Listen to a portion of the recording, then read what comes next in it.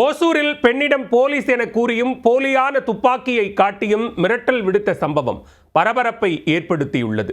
மிரட்டிய நபரை செல்போனில் வீடியோ எடுத்து தலைதெறிக்க ஓடவிட்டுள்ளார் அந்த பெண். புல்லட்டில் வந்த மிரட்டல் நபரின் பின்னணி என்ன?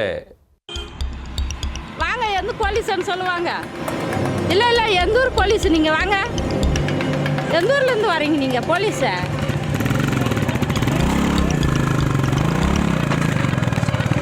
ஏன் ஓடுறீங்க?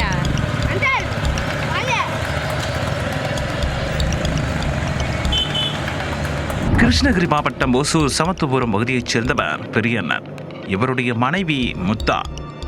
இவர்கள் ஓசூர் பாகலூர் சாலையில் நல்லூர் பிரிவு சாலை பகுதியில் பழைய இரும்பு பொருட்கள் விற்பனை செய்யும் கடை நடத்தி வந்திருக்கின்றனர். கடந்த 25ஆம் தேதி முத்தாவின் பழைய இரும்பு பொருட்கள் விற்பனை செய்யும் கடைக்கு கைத்துப்பாக்கியுடன் இளைஞர் ஒருவர் சென்றுள்ளார்.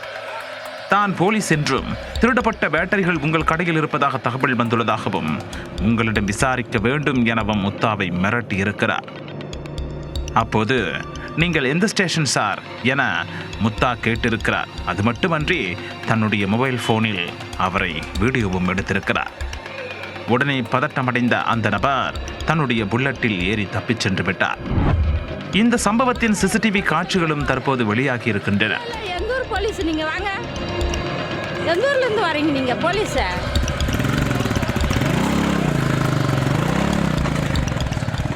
ஏன் ஓடுறீங்க?